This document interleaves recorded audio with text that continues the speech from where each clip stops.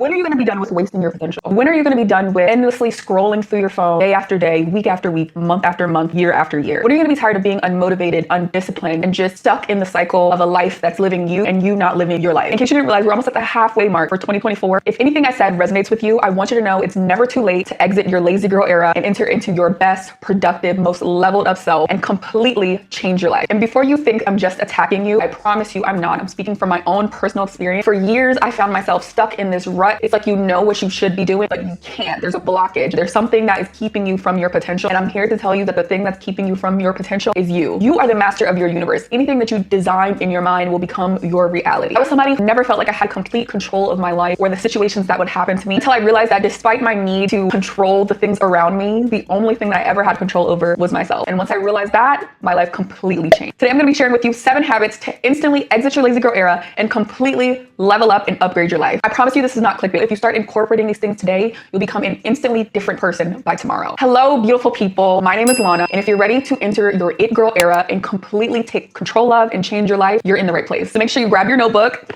get cozy, and let's dive into this transformation journey together. The first habit that you need to exit your lazy girl era is creating a morning ritual. I'm sure you've seen countless videos about it girls and the it girl morning routine and the 5 a.m. morning routine and the 6 a.m. morning routine. But I'm here to tell you, you don't need to really do all of that. Now, can those routines be healthy and do they work for some people? Yes. Would it work for me? No, I'm not waking up at 5 a.m. every day. I went through a period in time where I felt bad about myself because I don't like waking up early. And a lot of these other productivity gurus will tell you that if you're not waking up at 5 a.m., you haven't accomplished anything through the day. And I'm here to tell you it's unrealistic and it's not true. One thing I will say is you do need to find a time that works with both your lifestyle and your schedule that will give you enough time to have a healthy start for your day. The time that works for me most often is 7 a.m. I pretty much wake up almost every day at 7 a.m. There are some days just with work and other things that I need to wake up a little bit earlier. About 3 days a week, I'll wake up at 6 a.m. But I know myself and I can't commit to waking up at 6 or 5:30 every single day. It's not realistic. It doesn't work for me. Look at your schedule and be realistic, because if you're not realistic, you're not going to do it. That's something that I had to learn the hard way. When I first started trying to change my life, I was like, oh, yeah, let me wake up at 5:30 every morning. And did I do it? No. But when I was realistic and said, okay, I can't do 5, I can't do 6, I definitely can do 7, I stuck to 7. That's been my routine ever since. Having a morning ritual or a morning routine is not discussed enough for just how important it is to completely transforming your life. Starting your day with intention is crucial for setting a positive tone for the rest of the day ahead. Whether it's incorporating things like meditation, journaling, stretching, eating a healthy breakfast, you want to incorporate things in your morning ritual that are going to be nourishing your mind, your body, and your soul. Picture this, it's morning time. You get out of bed feeling energized and pumped and ready to go. You don't grab your phone and start scrolling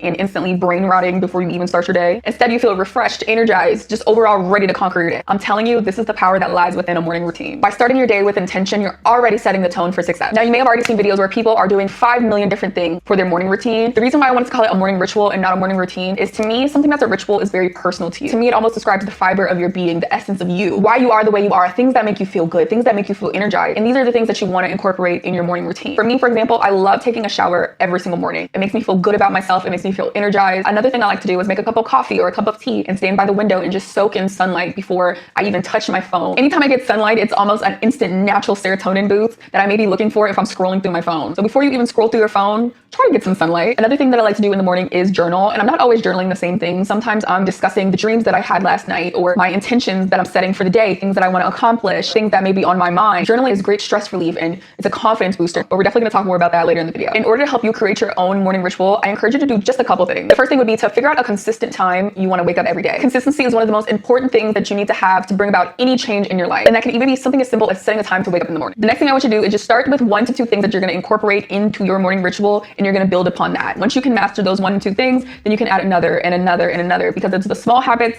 that create bigger habits that create an entire lifestyle, and then your life will be completely transformed. It can be anything from journaling to making a morning smoothie to, making sure that you're not on your phone through the first 30 minutes of the day. If you can incorporate these habits every single day and stick to them, you'll gradually develop a morning ritual that will be personal to you. I want you to think about one small thing in your morning routine that you can change and incorporate into a morning ritual. And I want you to leave it down in the comments. I'd love to discuss. Trust me, a good morning routine works wonders for productivity, mental clarity, and just your overall well-being. Once I was able to craft my own signature morning ritual, I discovered myself being able to just accomplish more and more throughout the day. If you guys want to know what my morning ritual is, I will be sharing a video next week on my morning ritual and help you, get some ideas to help you craft your own. So definitely stay tuned for that. Habit number 2 is daily and weekly reset routine. I'm somebody who just hates junk and clutter, even though sometimes I am junky and my mind gets very cluttered. It's completely opposite of itself, I know. But I just find that when my space is clean, I can breathe, I can think, I'm much more creative, I'm much more efficient. I'm a firm believer that maintaining a clean and organized living space is essential for productivity, also for mental clarity and just overall stress relief. So just dedicating time every day and every week to just cleaning, decluttering, and tidying up will completely change your life for the better, trust me. The easiest way to incorporate daily and weekly reset routines is just to dedicate specific times throughout the week where you're gonna be doing different things. So for daily tasks, the way that I make it easy is I dedicate 25 to 30 minutes every day, cleaning up any dishes, doing a little bit of sweeping, wiping down the counters, just tidying the little things around your house. It's not gonna be a huge deal come the deep cleaning day that you do every week. And your space is not gonna get super cluttered and super junky. It's always gonna look well kept and maintained. That also means that you're gonna wanna dedicate a week to do a little bit more deeper cleaning. So that would be like washing clothes, cleaning your bathroom, cleaning the toilet, deep cleaning the kitchen. I like to do those tasks on Sundays. I personally like to wash my clothes daily. It's easier for me to maintain. But when it comes to like sheets and blankets, I like to do all that on Sunday. By having that deep cleaning day on Sunday, I'm just starting myself off with a clean, fresh house every week, the beginning of the week. I challenge you to just pick a day throughout the week or multiple days if you want to do it on like a Wednesday or Friday and break it up, all your laundry on a specific day and then do all your sweeping and your mopping on a different day. Stick to that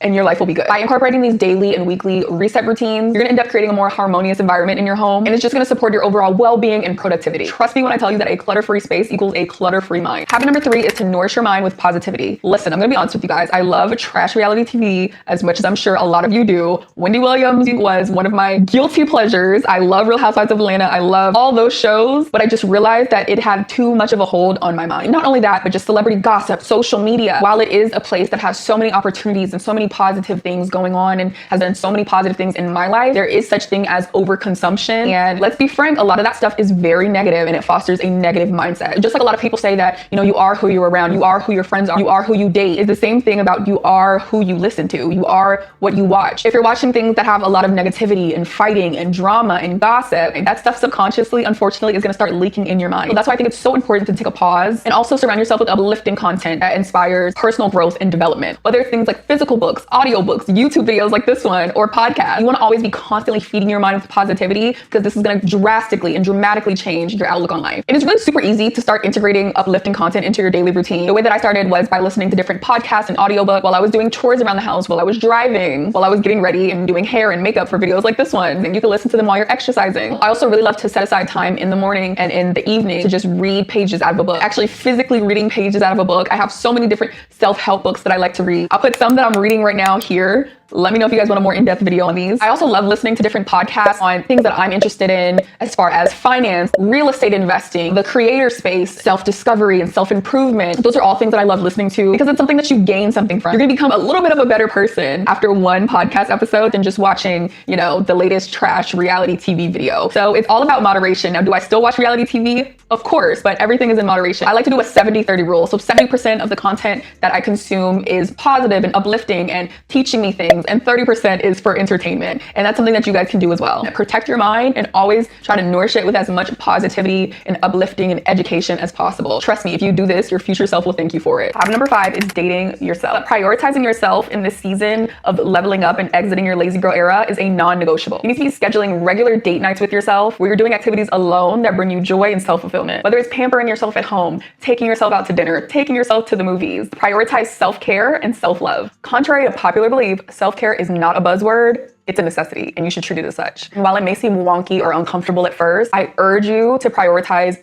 dating yourself. Whether it's trying new restaurants, going on a walk and exploring nature. The easiest way to do this is to start penciling in self-date nights into your calendar. Not only that, but you really want to treat them as non-negotiable. I gave you guys a couple general ideas for these self-date nights, but the gist is you want to plan these self-dates for things that align with your interests, things that you're interested in learning more about, skills that you want to create, whether that be pottery or painting. All these are things that you can do yourself that help foster creativity and productivity and all these other activities that are going to just completely change your life for the better. One of the key factors to upgrading your life is to establish a healthy relationship with yourself, which I feel like is not talked about enough. You can do all of the things, you can do all of the tips, all of the tricks, but if you don't have a healthy relationship with yourself, if you don't learn yourself, if you don't want to learn yourself, how are you ever going to get better? So these self-dates are definitely a way for you to just date yourself, just learn yourself, learn to love yourself. One of the biggest things right now is women decentering men from their life. While I do like the idea, I like the overall message, instead of thinking about it as decentering, I think it should be more so centering yourself in your life. Just take everybody else out of the equation and just learn to center yourself. Once you learn to love yourself and center yourself, you can never center a man. And while yes, being taken out on dates is fun and it's nice, and hanging out with your friends and having friend dates is fun, whatever, I want you to always remember that you are worthy of love and care from yourself. So self-date night should always be a priority, even in relationships, and never let anybody tell you different. Habit number 6 is to commit to a realistic exercise routine. Keyword is realistic. This one is really personal to me because it's honestly one of the things that I've struggled with the most throughout my life. And it wasn't even until December 2023 that I decided I was going to take my fitness journey seriously. I'm not somebody that ever really had struggles with my weight. I've always been relatively thin. And a lot of times thinner people will have in their mind that because you're thin, you're healthy, and you don't need to work out. And honestly, that couldn't be further from the truth. It wasn't until I created my go-to fitness routine that I realized just how out of shape and unhealthy I was. And when I tell you, actually sticking to a fitness routine for once in my life, I've never felt as in tip-top physical and mental shape as I do now. And I'm somebody that never thought that they could be committed and stick to a workout routine. If you are on this journey and you've been looking at other videos, people are gonna say the same thing, but unfortunately, it's true. Your physical health is vital for your overall well-being. So the important thing is to find a workout routine that you can do and commit to consistently. You don't need to be going to CrossFit or be going to solid core 6 out of the 7 days of the week. That's unrealistic if you're a beginner, right? Whether it's incorporating 20 minutes of yoga 2 to 3 days a week, jogging, taking 10,000 steps, 5,000 steps, 3,000 steps, dancing, anything that is gonna get you up and get you moving is a great start. And to be honest with you, the best thing about working out is not just about improving your physical health. Your mental health will improve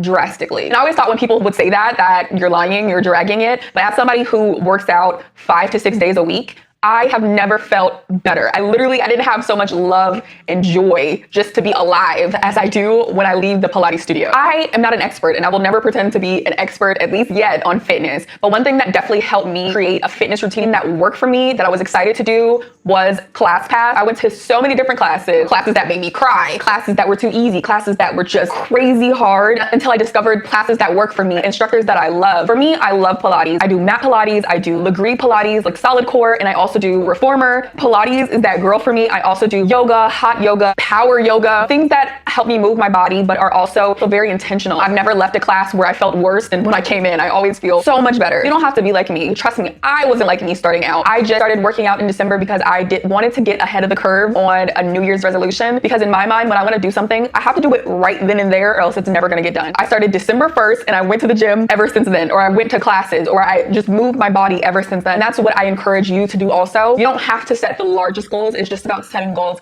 So if you say, I want to get at least 5K steps in, I want to get at least 1,000 steps in, that is actionable steps that you can build upon once you create your own routine. Remember, exercise shouldn't be a pain point. And for the longest time, even for me, it was such a pain point. It should be a source of joy, empowering. So when you're trying different things, you really want to make sure that it fits right with you and your body and the things that you're able to do, because it really will help you feel good from the inside out. So for habit number 6, I encourage you to commit to a realistic exercise routine by setting small and achievable fitness goals and gradually increasing these goals over time. Habit number 7 is manifestation and self-reflection. It's one of my favorite habits. If you take nothing from this video, make sure you listen to this one. You need to be dedicating time throughout the day or throughout the week on practices like manifestation, shadow work, journaling, all these things that help cultivate self-awareness and personal growth. It's important to be constantly setting intentions, exploring your inner thoughts, constantly developing and honing your emotional intelligence, practicing gratitude. All these things are going to help you exit your lazy girl era and manifest the life of your dreams. One thing you need to understand is that you are the master of your reality. If you think of yourself as a lazy girl, you're always going to be a lazy girl. If you think of yourself as the most productive queen, you get everything done, the universe loves you, everything you want comes to you, guess what's going to happen? You're going to have all of those things come true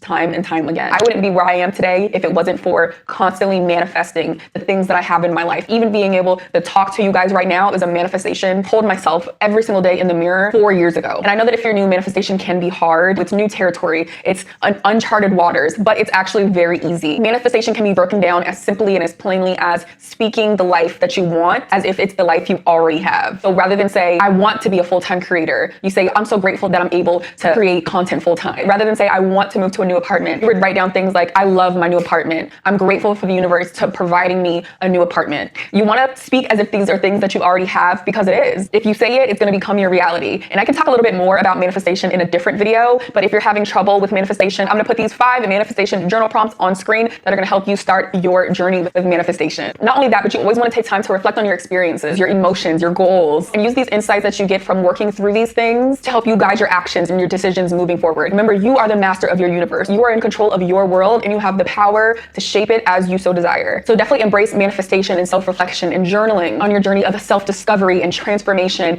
and exiting that lazy girl haze that you don't want to be in, and completely level up and transform your life. Manifestation and self-reflection are powerful tools that you should be using to help you create the life that you desire. So make sure you're always dreaming as big as you possibly can, and watch as your reality shapes and transforms before your very eyes. And there you have it, beautiful people. 7 habits to help you instantly upgrade your life and exit that lazy girl era that you're in, and help you truly unlock the full potential that lies right within yourself. Are you guys ready to embark on this transformative journey with me? Are you ready to become your most productive selves? Definitely let me know in the comments which habits we discussed today you're most excited about incorporating into your life going forward. And remember, all the power to upgrade and transform your life starts with you. So get out of bed, grab the day where the sun doesn't shine, and start living your best life starting now. For more videos, definitely make sure that you are subscribed. You can also find me on TikTok and Instagram at Lavish Lana. I look so forward to seeing you guys in the next one. Bye.